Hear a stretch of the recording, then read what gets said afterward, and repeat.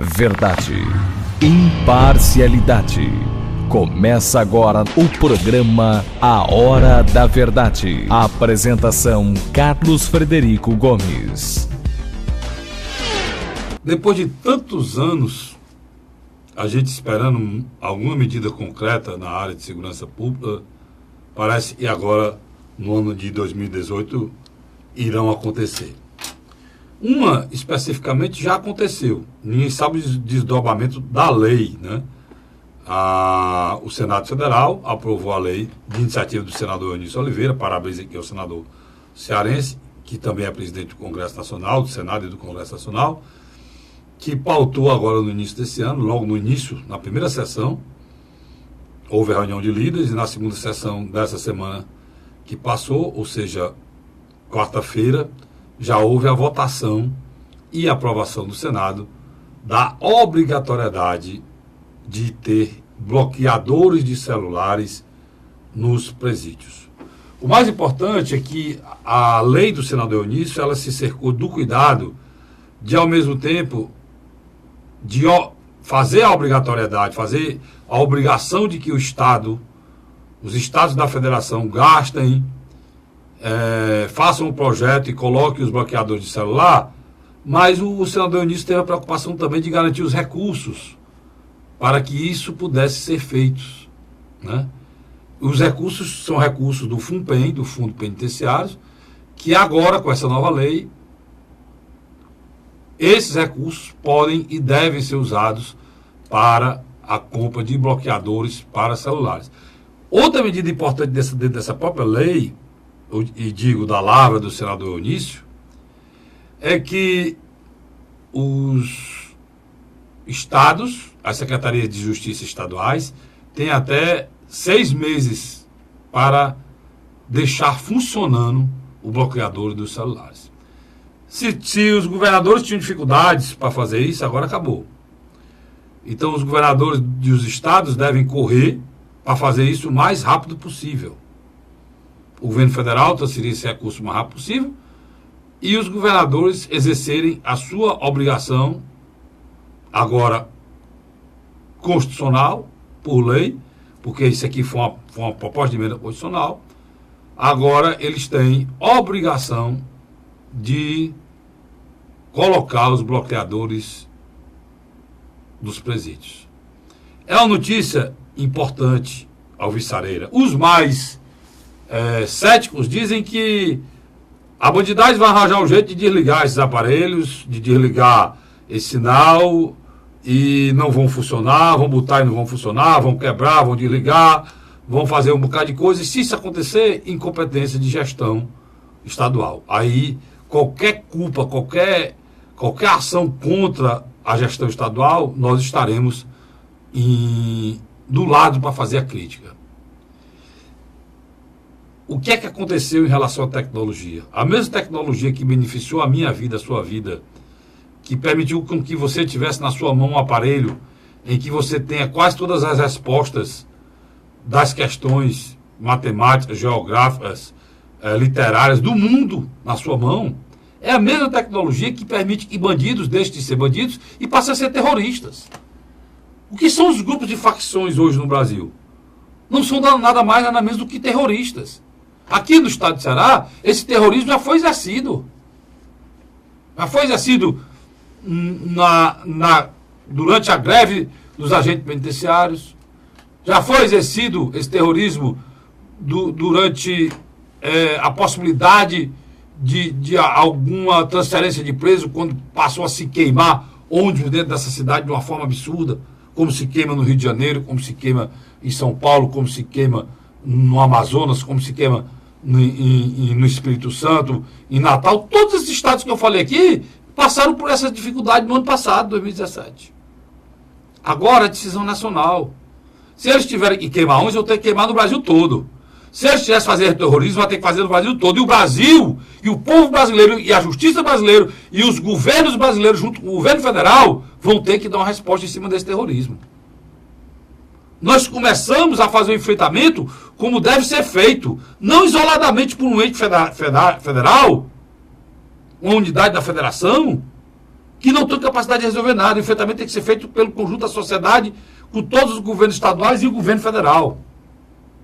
Que nos últimos anos, no ano de 2017, 2016, fim de 2016, 2017, que esse governo assumiu, ele pegou um orçamento e reduziu pela metade o que a Dilma gastava com segurança pública.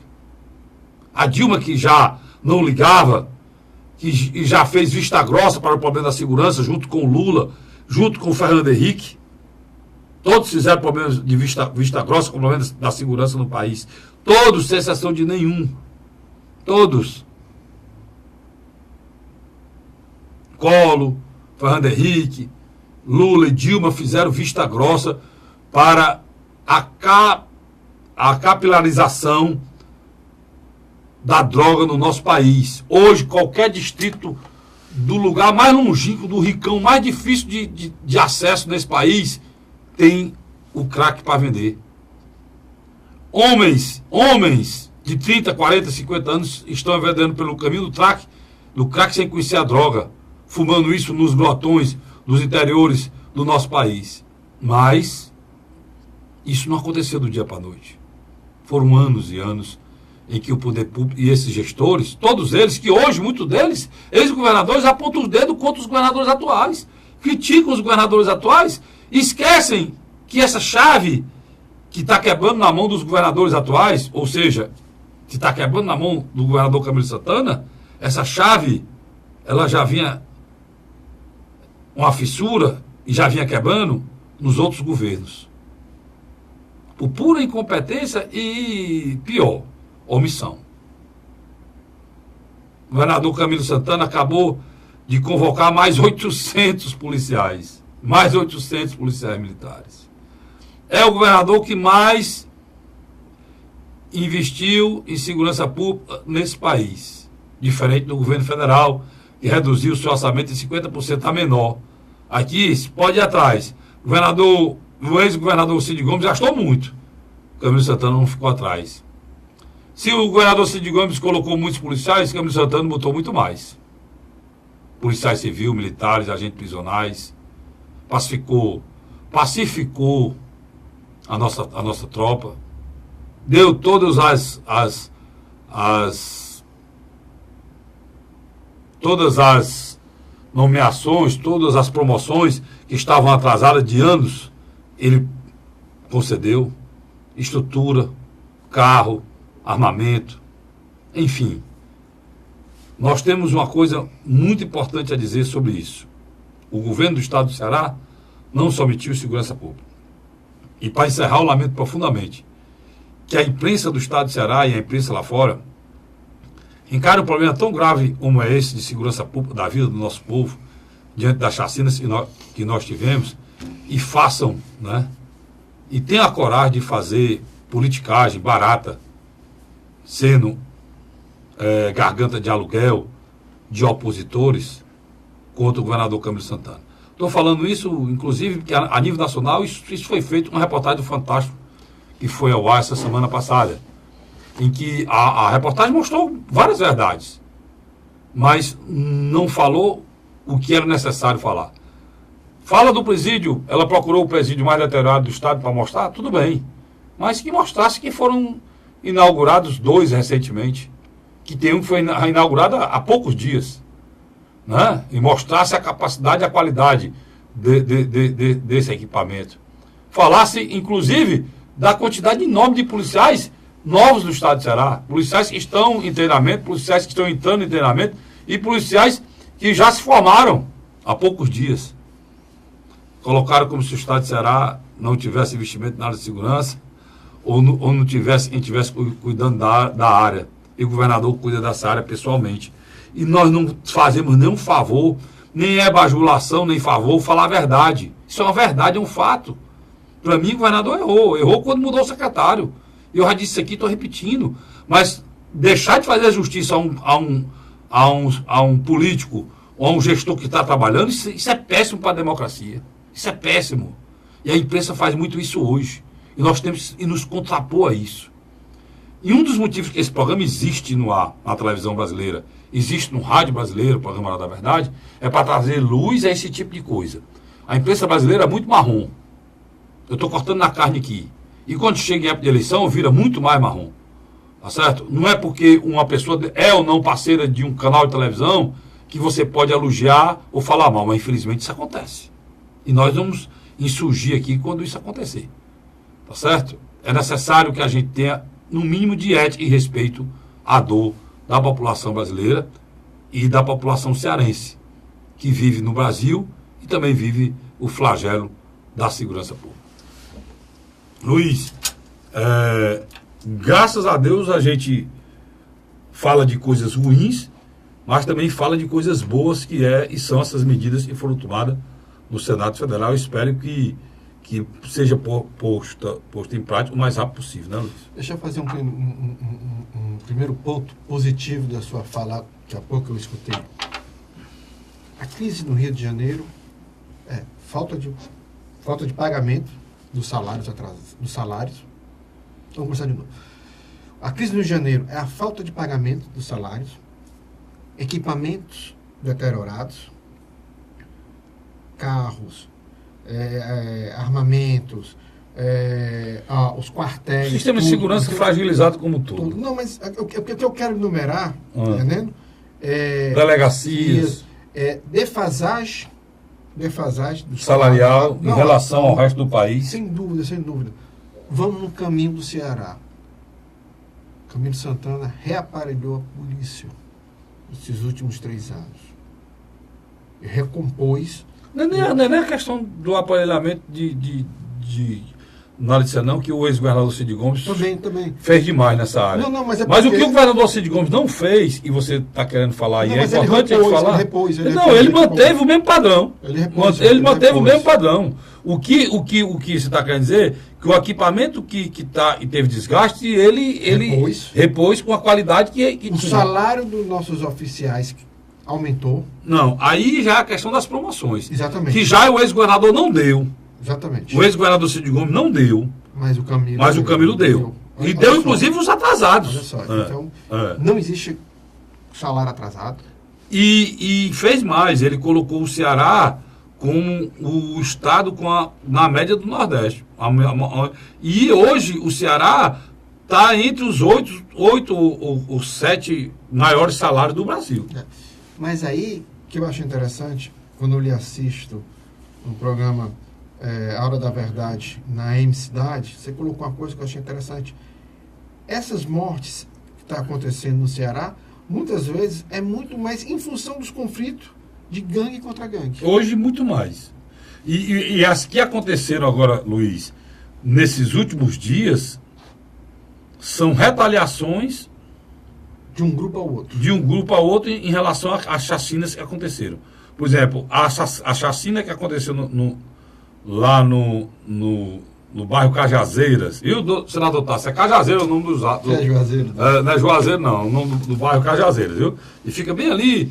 De um lado esquerdo é a cidade de Sonário, né? E do lado direito de quem vai de quem está saindo da cidade, do lado esquerdo é a cidade de Sonário, do lado direito fica a Cajazeiras ali, indo no caminho do Castelão, que ali já é Cajazeiras.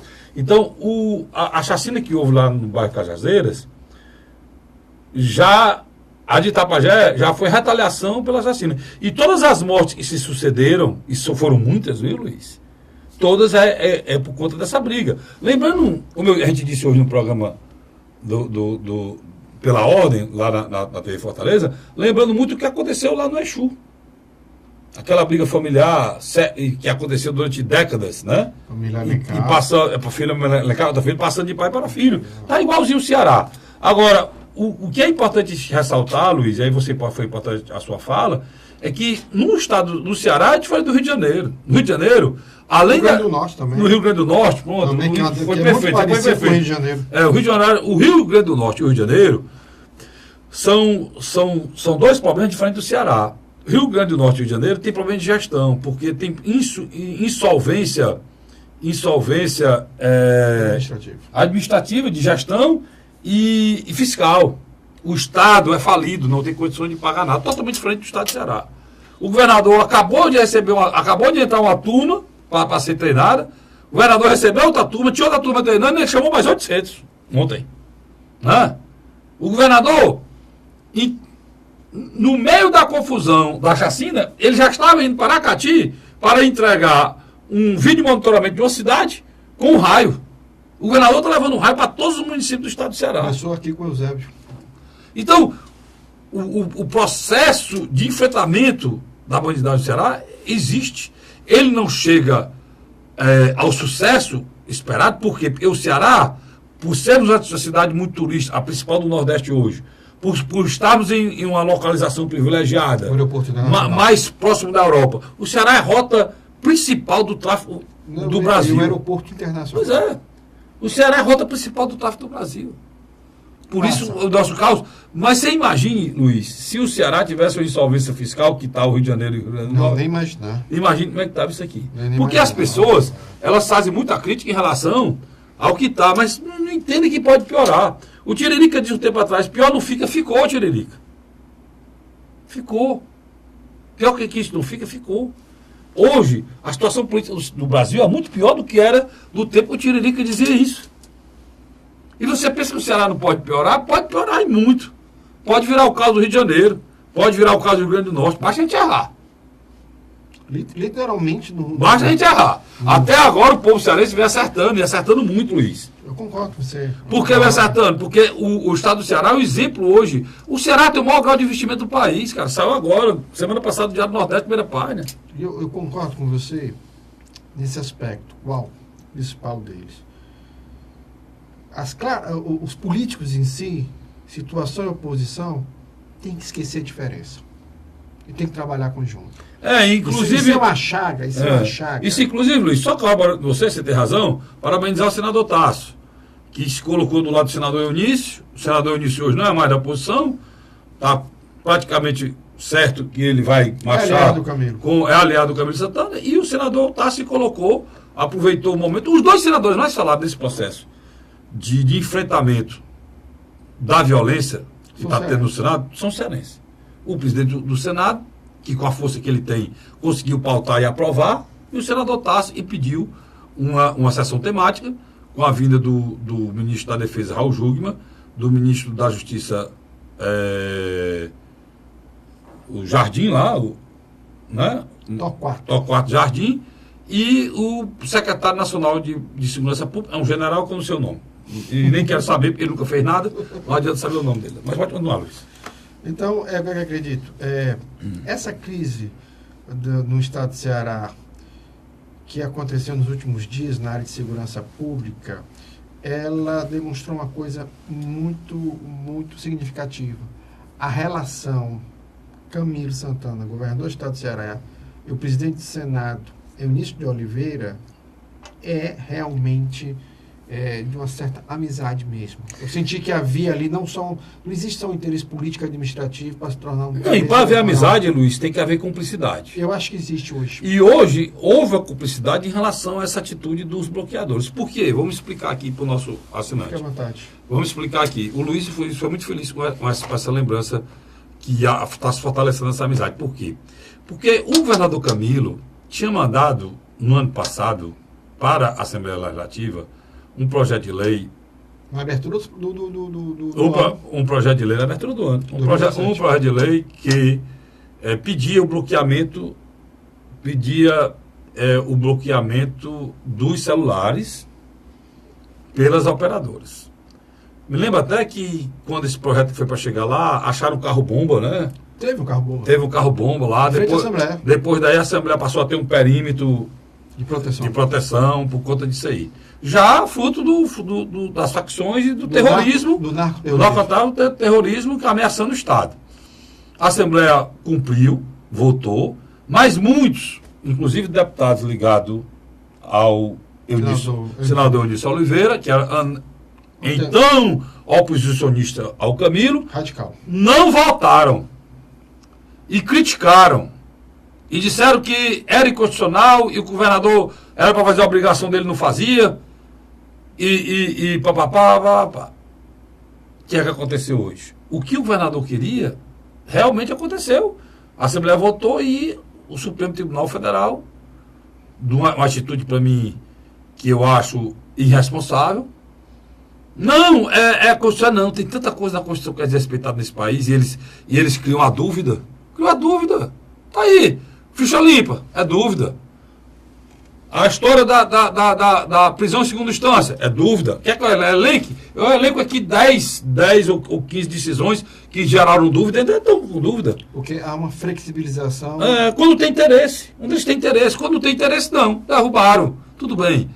Mas o que o governador sempre alertou, desde, como o Luiz falou muito bem, desde o ano passado, o governador dizia, essas decisões precisavam ser tomadas a nível federal, hoje o senador Eunício fez com uma proposta dele, assinada por ele. Tinha outras iguais lá, mas ele desprezou e ficou com a dele. Né? Ele não é diferente. Né? Mas foi um avanço, foi um avanço. E ele assinou e praticamente atendeu o pedido de quem? Do governador.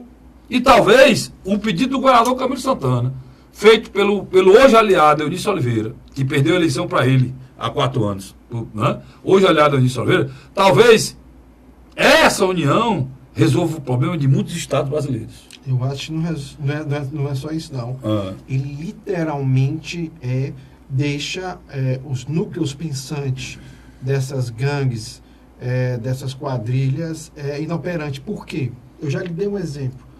Quando fizeram isso em São Paulo, e principalmente quando isolaram as lideranças do PCC, o núcleo principal, o que aconteceu? Ele entrou em crise e houve brigas internas. Tanto que em São Paulo hoje, houve um avanço da segurança pública, eles conseguiram fazer isso. Sem dúvida. Essa decisão tem muita gente cética, inclusive, parece que o Cabo Sabino andou falando que não vai dar certo e vão comprar os agentes prisionais, vão desligar armas. Não é assim não. A visão do Cabo Sabino ela não é equivocada. O que talvez... mas não é assim não, Luiz. Mas o que talvez... A maneira como ele se expressou... Porque ele usa uma linguagem policialesca. Ele está no Diário do Nordeste. Vem até depois do comentário dele, não sei nem se é o comentário dele ou o comentário do cara que fez a matéria. Agora vem logo depois do comentário dele. O que ele concorda, acho importante, disse e apoia lá na Câmara Federal, mas agora o que eu quero dizer é que o secretário de Justiça que permitiu um negócio desse aí pode pedir para sair. Mas esse é o ponto que eu quero chegar. Quando ele questiona que os guardas penitenciários podem ser comprados, ele não está equivocado. E eles podem ser comprados, Luiz, e podem ser demitidos, Luiz. Mas aí, o ponto que eu quero chegar, é preciso que, a partir do momento em que se tem uma vigilância também sobre esses indivíduos, esses funcionários públicos, diminui, sensivelmente. Não, rapaz... O Estado do Ceará ele pode ter as situações críticas, mas, por exemplo, não é uma situação como aquele da prisão de um Sérgio Cabral e da corte dele. Cara, brincadeira, né? Olha, o que acontece aqui, achar que isso pode acontecer, tudo bem, um preso ameaçar um agente prisional de não ter permitido entrar um celular lá, perfeito. Agora, o preso ameaçar um agente prisional porque ele não desliga o equipamento e talvez ele não tenha nem acesso. Ele não vai ter acesso. Isso não existe. Ele não vai ter acesso. Por exemplo, esse equipamento pode ser entregue à Polícia Militar, né? Obrigado a estar com a agente prisional, não é obrigado a estar dentro lá, pode estar do lado de fora dos muros. E a própria operadora. A operadora, então pronto, eu não vou discutir isso não, não vou querer destruir uma coisa que... O que existe é que o brasileiro hoje é refém da bandidagem dentro dos presídios. Isso precisa mudar, existe, isso precisa mudar. Tá certo? Porque deixou de ser a questão do tráfico de armas, deixou de ser a questão do tráfico de armas, do tráfico de droga, passou a ser terrorismo. O que é que aconteceu? Só para encerrar, para mim ir para o segundo bloco. O celular antes não existia. Quando o celular passou a existir, ele passou a existir para todos, inclusive para quem está na cadeia. E ninguém fez nada. E hoje eles acham que isso é um direito, quando isso não é um direito, isso não é permitido. Porque se você tira um cidadão, um indivíduo da sociedade, está preso por ter cometido um delito da sociedade. O que é a prisão? É você retirar do seio da sociedade um indivíduo corrupto, ou um indivíduo ladrão, ou um indivíduo assassino, ou um indivíduo assaltante, retira do seio da sociedade, o isola, faz o trabalho de ressocialização para que ele cumpra, né, com a pena, para que ele sinta na pele, com a privação da liberdade, o erro que ele cometeu, não faça mais e volte depois responsabilizado. Esse é o sentido da prisão. Se você tira um indivíduo e coloca ele dentro da prisão, e dá almoço, jantar, café da manhã, e dá o direito dele lá dentro da prisão continuar delinquindo e mandando outras pessoas fazer o serviço que ele fazia lá fora, você não fez nada. Simplesmente nada. É como se todos esses bandidos tivessem solto no meio da sociedade. Daí você vê a importância dessa atitude. O que é que aconteceu? Como eles passaram a fazer isso naturalmente e ninguém fez nada, eles acharam, né, e acham até hoje, que o celular é um direito deles. Como é direito deles comerem, como é direito deles tomar banho, como é direito deles tomar banho de sol, como é direito deles ter uma roupa limpa. Eles acham que o celular faz parte dos direitos humanos deles. e não faz parte. Claro, Né? Mas se na hora que você diz que vai retirar, eles ameaçam com o terrorismo, da retaliação à sociedade, porque acham que estão tirando o direito deles. Uma grande piada que o Brasil, só no Brasil, pode acontecer, e aqui aconteceu. Eu vou para um rápido intervalo e volto já já com o programa Hora da Verdade, discutindo esses e outros assuntos. Sai daí não. A Hora da Verdade.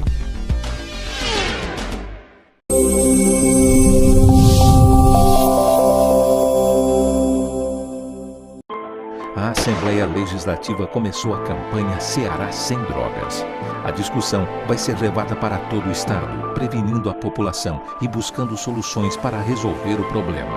Participe da campanha.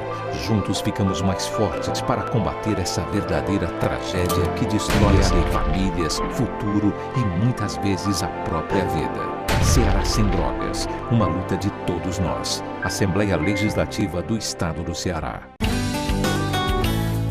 José de Arimanteia, Uruoca.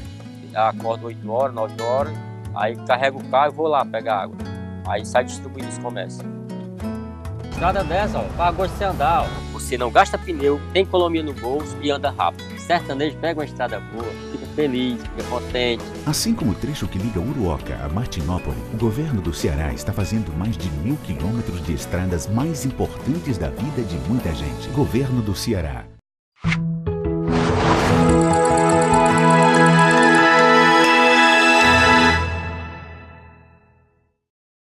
A Hora da Verdade. Estamos de volta agora com o segundo bloco do nosso programa Hora da Verdade, na sua TV+, né? Canal 15 da Multiplay, na sua TV Litoral, Canal 5 da NET. Você me assiste lá, né? Esse programa vai ao ar na TV+, na quinta-feira, né? Aí depois no sábado, aí depois na segunda, aí depois... na terça, quinta e no sábado, viu? E na TV Litoral ele vai ao ar segunda, quarta e sexta, na NET, tá bom? Pra você quiser assistir o programa da Verdade tem. Agora você tem outras opções para assistir o programa da Verdade. Tá aqui o Luiz está se informando aqui. Preste aqui, Luiz. Luiz está se informando aqui já com aqui, ó, o Luiz, ó. O Luiz, olha, tá aqui no blog do cassodirico.blogspot.com. Tá aqui, é um blog bonito, aí você tem o cenário bonito, é Brasília à noite, só não presta quem está lá dentro, mas o cenário é muito bonito. E aqui embaixo, bem aqui, abaixo do meu perfil, aqui tem uns seguidores, né? Abaixo do meu perfil tem aqui a televisãozinha com esse íconezinho vermelho, você aperta aqui, ó, esse programa que está no ar aqui já foi o programa dia 1º, de 1º agora de fevereiro, já está no ar. Essa semana esse programa já vai estar no ar, amanhã esse programa já está no blog. Se você não assistiu hoje, não está assistindo hoje, amanhã já estará no blog. E você vai poder assistir esse programa aqui. Está aqui, ó. Você já vai poder assistir o programa Hora da Verdade no blog do cassodirico.blogspot.com. Me ajude aí, divulgue o nosso programa, que é o programa da televisão brasileira hoje, da televisão cearense, da televisão brasileira, que, desculpa a modéstia, fala a verdade, né? Mas você assiste, você sabe, a gente aqui não tem compartidária, a gente não tem interesse financeiro em coisa nenhuma, a gente faz isso porque gosta. O Luiz é um sociólogo, eu sou uma pessoa vocacionada, faço porque gosto, faço porque eu tenho certeza também que eu estou lutando pela minha família, pelos meus filhos, pelos meus netos, por um país melhor, pelo um estado melhor.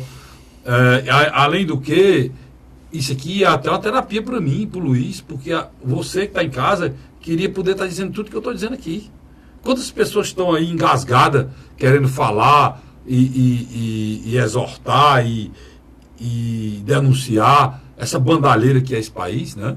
Um país rico, um país que tem, Luiz, tudo para ser um dos maiores países do mundo. E o é, né? E né? Muito bem, Luiz. É um grande país, só que mal administrado, mal gerenciado. Uma política corrupta. Por exemplo, essa questão da segurança pública num país sério, isso aqui é sendo resolvido, cara. Isso é gestão, Luiz. Isso é coragem, é determinação. Mas que não engane o povo, que o governador pode fazer isso só que não faz. Vou dar um exemplo claro, eu falei isso hoje. Agora, eu falei isso hoje no programa. Eu assisti, eu vi. No programa. Rapaz, foi pego agora essa semana. Um carro capotou, a polícia foi atrás para perseguição. Quando capotou, foram ver, eram 3 menores dentro do carro. Um de 16, um de 15 e um de 14. Assaltaram, levaram o carro, bateram na pessoa, levaram o carro. Pediu uma coisa. Armados, todos 3 armados. A polícia pega, recolhe. Aí leva, entrega na delegacia da criança e adolescente. Onde eles estarão amanhã? Na rua. E com a ficha limpa. Isso pode continuar, isso não pode continuar. E com a ficha limpa. E com a ficha limpa. Isso pode continuar, não pode. Nós não podemos submeter a nossa força policial a um desgaste desgraçado desse. Se põe no lugar do policial aí, irmão. Você tá lá, chega lá, o cara um assalto, você toca tiro com o cara, planta bala, você leva um tiro no ombro, prende o cara. Quando você prende e leva, não, é de menor. Não pode filmar, não pode ser preso, é só apreendido. Não pode filmar, não pode usar, entrega lá, e imediatamente ele sai pela porta da frente, e você que sai com o tiro no ombro, dê graças a Deus, porque muitos morrem, e eles são soltos. Isso pode continuar? Não pode. Quem é que pode resolver? Congresso Nacional de novo. Tem que mudar alguns itens do Estatuto da Criança e Adolescente. Os caras, não resolve. Resolve, meu irmão, porque pelo menos a polícia não vai ver papel de besta. A palavra está em moda agora é enxugar gelo. Não vai enxugar gelo, como a secretária de Justiça disse. Pelo menos isso. Não é, Luiz?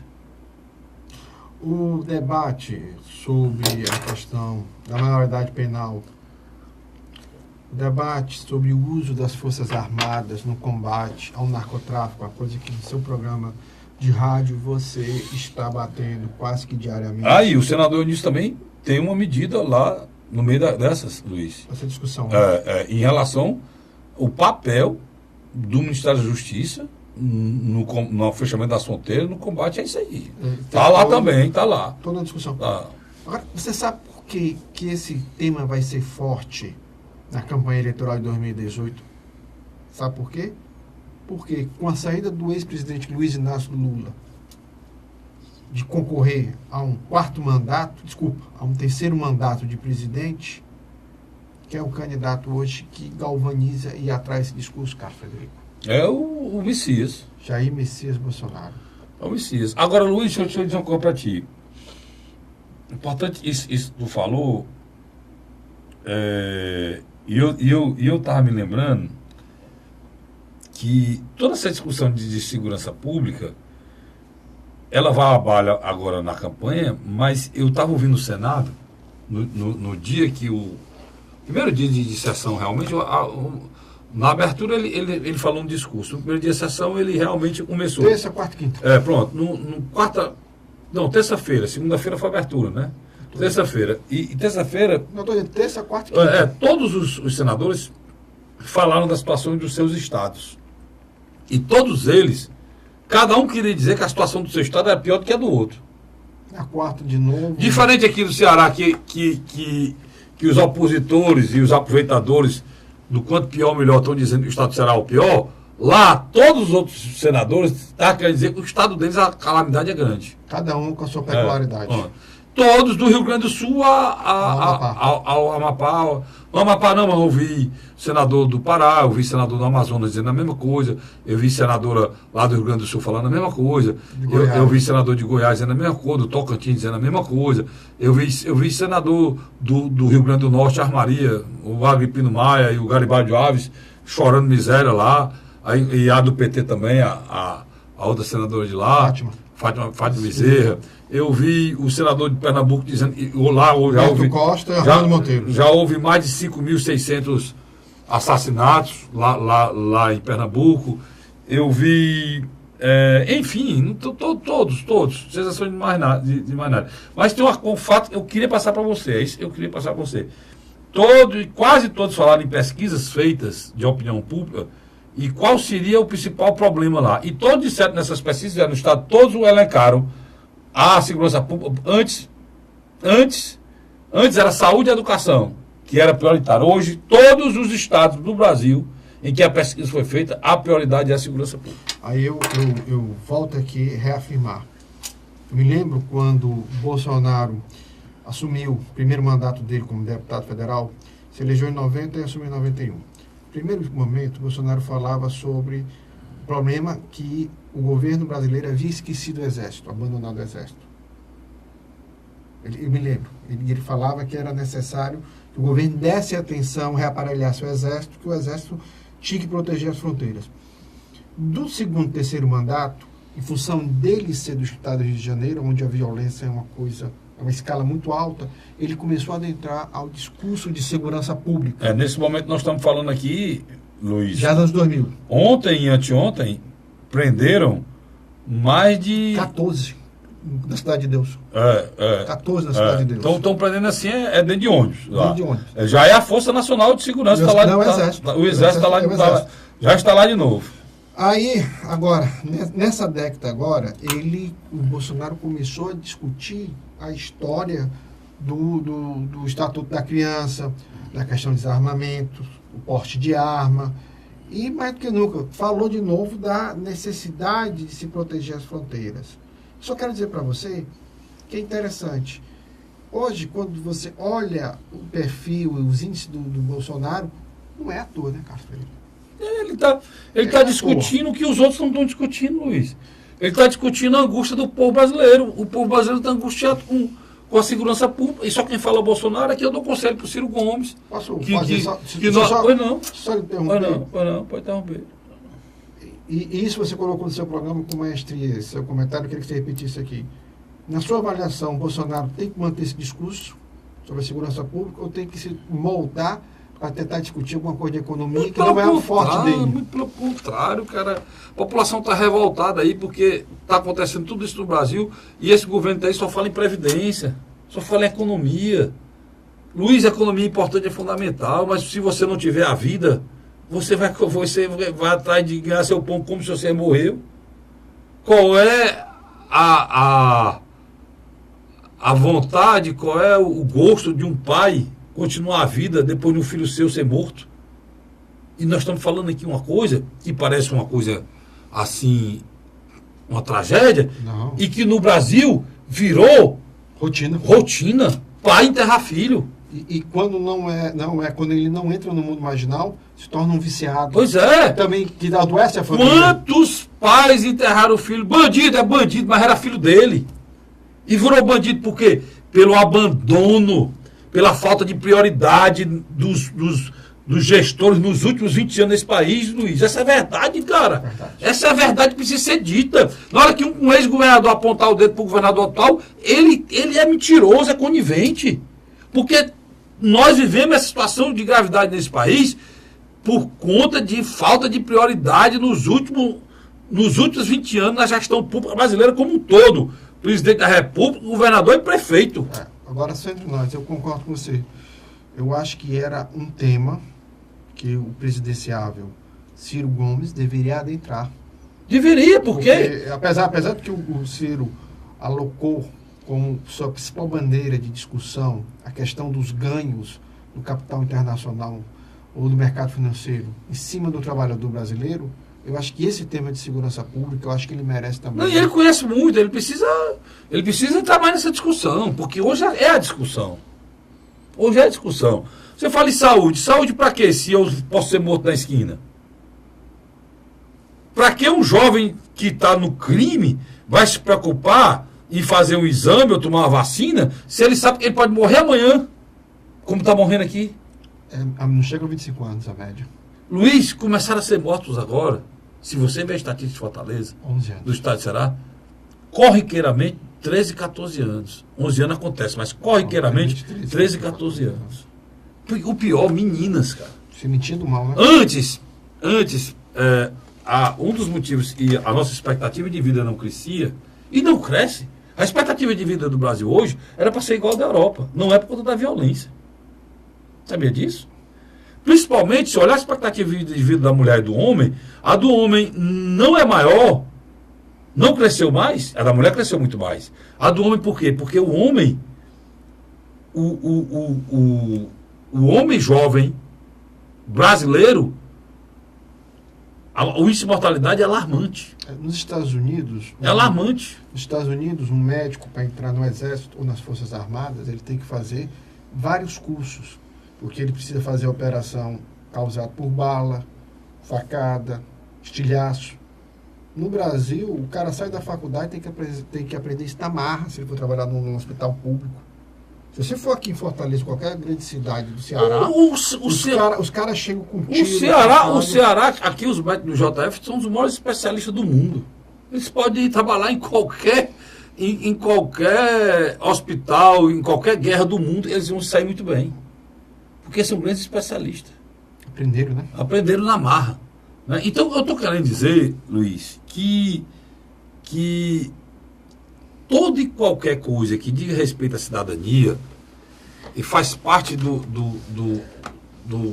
pacote normal em que o Estado Democrático de Direito oferece ao seu cidadão, ou seja, saúde, educação e segurança, que é o principal, que é dever do Estado, essas três coisas, tudo isso, a saúde e a educação, ela só tem sentido se as pessoas estiverem vivas. E se você vive no estágio com medo no Brasil, e se as pessoas não vivem, e o resto está tudo ameaçado. Vou lhe dar um exemplo claro. Hoje, hospitais no Brasil são assaltados. Pacientes são mortos dentro de UTIs. Mortos mesmo. Mortos dentro de UTI. Pessoas são baleadas e mortas na espera de um exame. Hoje, o cidadão da periferia está sendo posto para fora de casa. As casas estão sendo tomadas. As escolas estão sendo invadidas. Os professores não querem mais dar aula. Então, qual é a grande urgência? É essa. Porque se isso não for resolvido, não tem educação.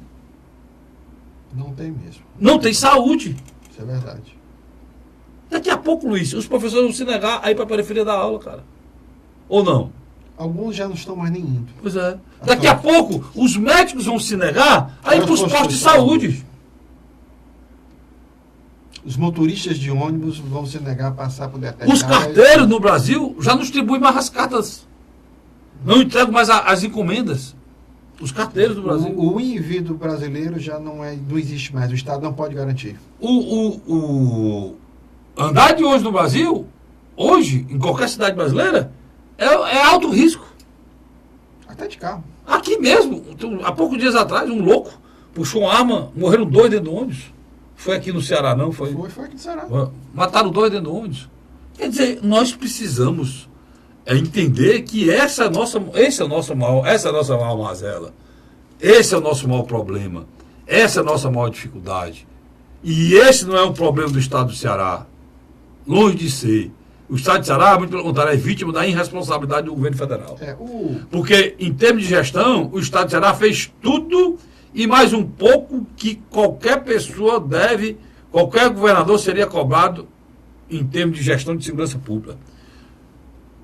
Eu entrevistei no meu programa o comandante da Polícia Militar do Estado do Ceará e ele, numa frase feliz, ele disse o seguinte: olha, tudo que foi cobrado ao governador Camilo Santana, ele fez. Se a segurança pública do Estado do Ceará não resolver, quem deve ser cobrado é a Polícia Militar do Estado do Ceará. Comandante da Polícia Militar. Puxou para ele a questão da responsabilidade. Responsabilidade. E a nossa responsabilidade também como brasileiro, né? Cidadão cearense também. O cidadão brasileiro tem muita culpa, Luiz. Mas é muita culpa. Eu não sei onde é que o cidadão brasileiro, você, eu, Vicente, você que está me escutando em casa, como é que a gente pode achar, qualquer um de nós que chega num bairro da periferia 10, 11 horas da noite, ou te liga em casa na hora do almoço, há quanto tempo? Há quanto tempo você assiste essa cena, e eu assisto essa cena, o Luiz, o Vicente aqui que está do outro lado das câmeras, quanto tempo a gente assiste essa cena, de ligar a televisão na hora do almoço, ter aquele panozinho lá, uma velhinha acesa, um cadáver, um bocado de menino olhando, fazendo. Antigamente eles faziam símbolos em relação a time de futebol. Hoje eles fazem símbolos em relação às facções, né? Há quanto tempo você acha que isso ia continuar e ia dar certo? Aquelas crianças pisando no sangue que escorre na coxia. Aquelas crianças vivenciando todo dia mortos na esquina da sua casa. Essas crianças, todas elas no meio da rua, todas elas sendo recrutadas pelo tráfico. E você acha que isso ia terminar em quê? O nosso país ia ser uma Coreia do Sul e em 50 anos virou uma potência tecnológica, ou um tigre asiático como a Taiwan e outro. Você acha que isso aconteceu no Brasil? É o próprio Vietnã. Vietnã, que veio assolado de uma guerra dos anos 70, hoje é um dos países emergentes. Emergente. Você acha que isso ia acontecer no Brasil? Como ia acontecer? O Darcy Ribeiro, há muito pouco tempo atrás, um dos grandes educadores desse país, de esquerda, que não gosta, mas era um grande educador, o Darcy Ribeiro falou claramente, nós precisamos construir escolas de tempo integral, ou teremos que construir presídios. Está aí, cara. Pior ainda, porque no processo eleitoral brasileiro, foi eleita uma esquerda que resolveu entrar na vida das pessoas. Resolveu querer destruir religião, resolveu querer destruir a família. Então, aí ela equivocou seus discursos. Não, aí, Luiz, são duas coisas. Aí nós já estamos discutindo a sociedade, sociologicamente a nossa sociedade. E você é que tem know-how para isso aqui. Eu estou só dando uma de achismo. O que é que eu estou querendo dizer? Aí você junta a tragédia de uma população inteira de meninos e jovens crescendo na rua, junta a isso uma mentalidade ideológica atrasada do tempo do Stalin, do Lenin, em que a família tinha que ser destruída e a religião não poderia existir para que as pessoas absorvessem um ideário trabalhista, né, de esquerda, comunista, porque os valores familiares, os valores religiosos atrapalhavam esse pensamento. Isso foi posto em prática junto com o abandono das crianças, macho. Esse foi nosso grande desastre. O jovem que antigamente tinha um avô, respeitava o avô, que dava um carão, o pai que dizia, você tem que ser homem, pai. Tem que vestir calça, você é um cidadão, você não pode roubar nada de ninguém, respeita as coisas dos outros, ninguém pega no que é a lei. Todas essas coisas foram destruídas. Foram destruídas dentro de um cenário, Luiz, dentro da escola, cara. Dentro da escola. Dentro da escola. Tudo isso foi destruído quando as pessoas na Índia, a pobreza da Índia é 1000 vezes pior do que a nossa aqui. A miséria é assim... Quase que absoluta. Absoluta. Na Índia não existe nem 1% da velocidade que tem aqui, porque as pessoas são tementes a Deus, têm religião. Aqui, o pouco de religião que existia, o temor a Deus, o temor ao pecado, o respeito à família, tudo isso foi destruído. Aí junta a destruição da família, a destruição da religião, com o abandono do Estado às nossas crianças. Se não existe mais família, como não existe mais no Brasil hoje, essas crianças estão aonde? Estão na rua. A mãe já está no 4º ou no 5º companheiro, os irmãos são irmãos de cada pai, muitas vezes o pai molesta o enteado, muitas vezes o pai molesta a filha. O que a gente espera da sociedade dessa, Luiz? Está vendo rotineiro, né? Então, o que nós vivemos hoje é fruto de toda essa salada, cara. Degradação. E as ações têm que andar junto. A mudança nas leis, estão iniciando no Congresso. A união do Estado, quando eu falo Estado, é Estados da Federação, Supremo Tribunal Federal, Congresso Nacional, Presidência da República, todos os secretários estaduais de Justiça e Segurança Pública, a união do Estado no enfrentamento do problema. A união do Estado também, na mesma união, na criação de escolas de tempo integral, na criação de projetos na área de esporte, cultura e lazer, na absorção dos jovens, no encaminhamento das pessoas, na providência imediata de estancar a fábrica que mantém o crime organizado, que são as nossas crianças. Elas têm que ir para outro lugar. Elas não podem mais ser avião do tráfico. Tudo isso só se faz com projeto, com coragem, determinação e amor a esse país. Né? E pior, reconhecendo o quê? A importância das igrejas.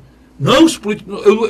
Eu não preciso ser evangélico para reconhecer que os evangélicos têm um papel fundamental na periferia. Na periferia, em trazer de volta pessoas que não tinha mais jeito. Eles que fazem isso.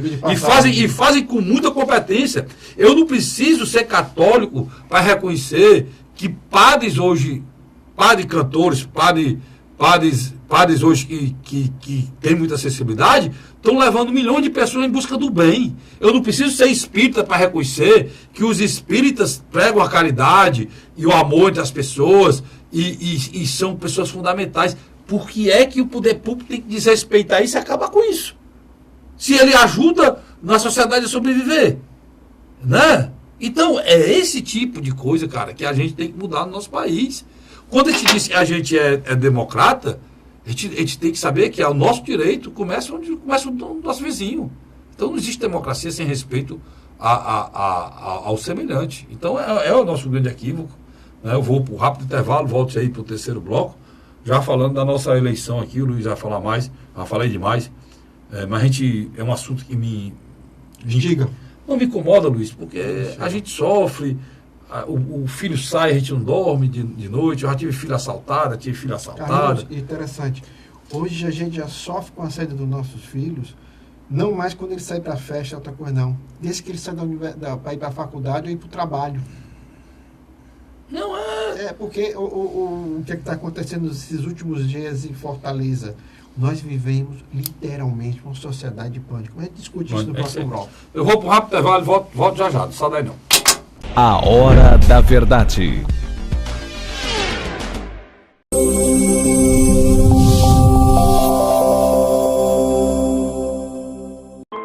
A Assembleia Legislativa começou a campanha Ceará Sem Drogas.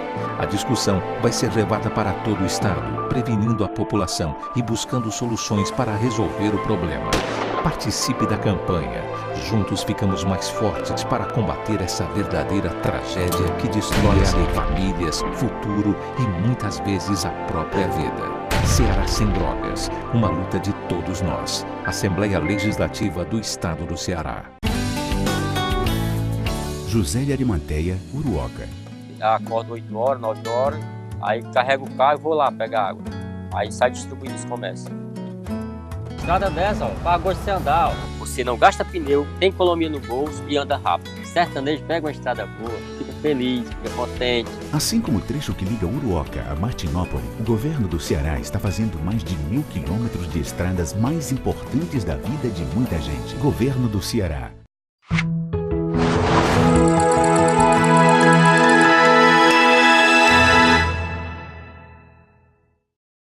A Hora da Verdade. Estamos de volta com o terceiro e último bloco do programa A Hora da Verdade. E a gente falando dessas coisas aqui,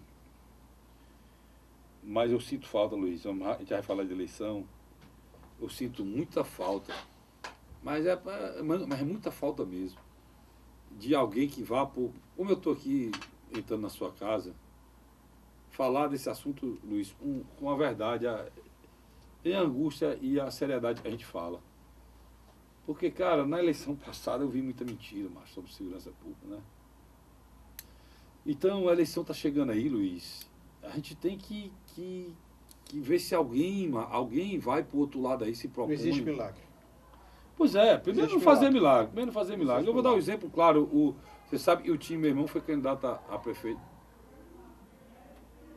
Foi candidato a prefeito de Fortaleza na eleição passada, tirou uma votação muito pequena, mas o grande erro dele foi falar a verdade.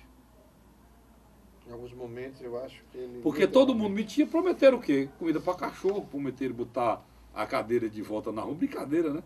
Hoje o cabo não tem coragem nem de sair na rua para o pão, prometeram até botar as cadeiras de volta nas calçadas, né? Prometeram dar comida para cachorro. E ele não, ele disse, olha, se eu for eleito, eu vou procurar melhorar os equipamentos que existem, porque ele sabia da dificuldade financeira. Hoje saiu a reportagem no jornal, ontem, melhor dizendo, a Prefeitura de Fortaleza tem 10 carros, todos na oficina, sem poder fazer a ronda escolar, porque não conserta os carros. Uma prefeitura hoje não tem dinheiro para consertar um carro, é a mesma que dizia que ia dar comida para os gatos, para os cachorros, para os jumentos, já fosse no meio da rua aí, que ia dar comida para todo mundo. Enquanto isso, tem criança que não está conseguindo ser atendido no hospital, Luiz. Que loucura, né? Então, o meu irmão, que foi candidato e foi vítima, por falar a verdade, 2016, foi vítima desse processo de falar a verdade, mas ele não se arrepende não, o cara é muito verdadeiro, está certo, de falar a verdade mesmo. E a gente vai procurar tentar falar a verdade mesmo. Eu tenho muito medo desse ano, 2018, eu não sou político, nem estou envolvido nisso, nem quero me envolver, eu tenho muito medo desse ano, 2018, eu tenho muito medo que aquela onda de mentira, de promessa absurda, volte e o pobre do nosso eleitor. Eu não sei como é que você consegue ser iludido tantas vezes, Luiz. Como é que é isso, hein, Márcio? Como é que explica isso aí? Esse ciclo, né? Você fala desse ciclo. Por exemplo, tem se falado muito no Brasil que vai haver uma grande renovação parlamentar, tanto na Assembleia como na Câmara Federal e provavelmente no Senado. Eu digo, é uma meia-verdade. Porque quase sempre nós trocamos 6 por meia dúzia. O problema é o sistema como todo. Precisa ser mudado. Mas, Luiz, mas tem uma coisa também. A gente precisa também votar em homens, né, cara? Eu não vou citar o nome, a gente é preciso votar também em caráter, né? Eu não vou citar o nome, mas você sabe. O cara foi barrado na ficha limpa, ele diz o quê? Vou botar minha esposa ou meu filho. Sempre é. Se você for falar nome aqui, a gente passa o dia todo falando aqui. Falar nome não, mas é um exemplo que eu estou dando. Então, quer dizer, às vezes você pega o jornal e diz, poxa, entrou fulano de tal novo grupo. Você vai ver, ou é ligado a um grupo de interesse econômico, ligado a uma igreja. Mas, Luiz, é muito doido. O Brasil é preciso a gente para entender. Para a gente entender. Olha, tem uma frase aí que foi cunhada há poucos dias, não, 2 meses, pelos seguidores do Lula, a nível federal. Não fala de seguidores de Lula, pessoal, até explicar aqui. Eu não estou falando aqui de ninguém aqui do estado do Ceará ligado ao Camilo Santana. Esse pessoal daqui é outro PT. Seguidor de Lula que eu estou falando é lá de federal. Eu estou falando, sabe o quê? Gleice Hoffmann, narizinho, elitista lá, que fala no povo pobre e só toma vinho francês. Lindeberg Farias. Um cara que foi para a rua pedindo impeachment hoje, disse que houve um golpe. São pessoas antagônicas, são pessoas que têm um caráter duvidoso. Estou falando de gente boa. Uma figura como Paulo Paim, que é uma pessoa espetacular, não está nesse meio, é do PT. Uma figura Camilo Santana, que é um exemplo de gestão para o Brasil, é um nome que o PT teria para ser candidato a presidente da República. Camilo Santana. Várias áreas. Educação, a melhor do Brasil. Saúde, o que foi feito aqui na área da saúde, com toda a dificuldade, compara com os outros estados. Na segurança, mesmo com essa tragédia que houve aqui, compara o estado do Ceará. Ele foi o único governador do TAS para cá que conseguiu baixar 2 anos seguidos os índices de assassinato. Do TAS para cá ninguém conseguiu, foi ele que conseguiu. Eclodiu agora em 2017 e eclodiu em todos os estados do Brasil, não só aqui. Né? Aí também era demais. É um nome espetacular, jamais seria escolhido. Por quê? Porque não faz parte do esquema lá, dos que montaram lá. Está longe. Né? Então, não é nem lembrado. O cara lembra do Haddad, o cara que perdeu a eleição, para a reeleição com a máquina na mão, e não se lembra de um Camilo Santana, né, que está aí de vento e popa, hoje, se botar as pesquisas, lidera as pesquisas lá em cima, para ser reeleito governador do Ceará.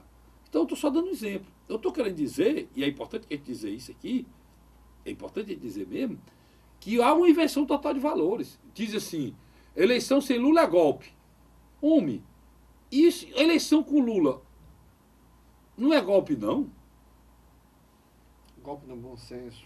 Não, é golpe por quê? Se o Lula for candidato condenado em segunda instância, a ficha limpa não... tem que rasgar a ficha limpa. E jogar fora também todo o nosso sistema judiciário.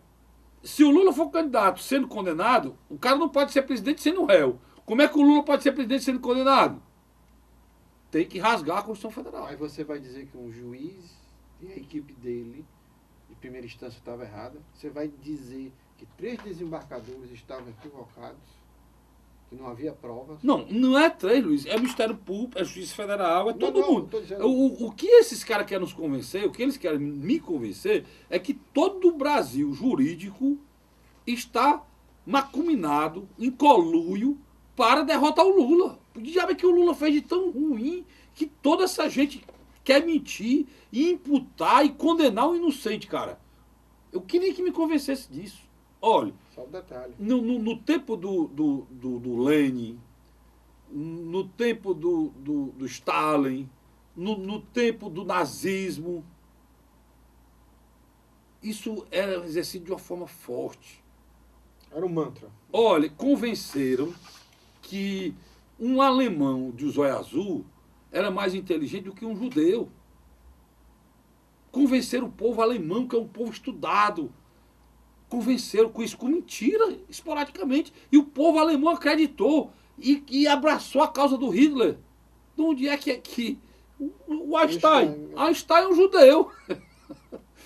Você conhece algum alemão, por ter os olhos azuis, mais inteligente do que Einstein? Então, irmão, pelo amor de Deus, vamos lá.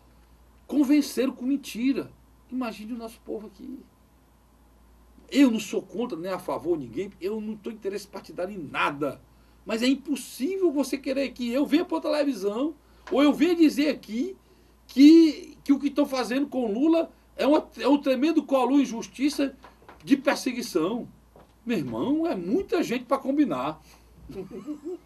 Tem que combinar com muita gente não, isso aí, Luiz? Eu acho que existe hoje, dentro do próprio Partido dos Trabalhadores, um ponto de concordância. Ela pega um Paulo Paim e um Camilo Santana, o PT tinha um nome aí voando.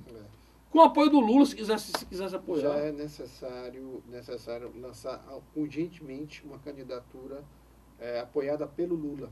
Faça um bem, pega um Ciro Gomes e um Haddad, junte os dois, lance uma chapa e dê uma opção de esquerda ao povo brasileiro. Tem ganhado força nessa Pois Essa tese tem ganhado força. Agora, querer dizer que a única saída é pegar um cara condenado e colocar para uma aventura de uma eleição no Brasil e colocar, Luiz, o nosso país daqui a um ano num impasse, numa crise institucional, como é que um cara condenado pode ser presidente da República? Diga de passagem, essa semana que passou, casal de marqueteiros botou mais lenha na fogueira, né? Nós vamos falar na próxima semana.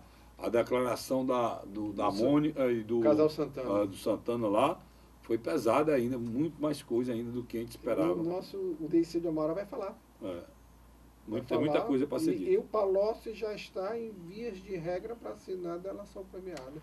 Quer dizer, a gente nota que mesmo que Lula queira, quando mais ele se aproximar das eleições, mais provas contra ele vão surgir. Seja inocente em relação ao triplex, estou até concordando com o que estão falando. Mas em relação ao sítio de Atibaia, pelo amor de Deus, só o segurança dele foi lá 480 vezes. Não dá para ir lá 480 vezes. Vamos só explicar ao telespectador o seguinte. Carlos Frederico... São mais 7 processos que estão sendo analisados aí. Carlos Frederico foi presidente da República.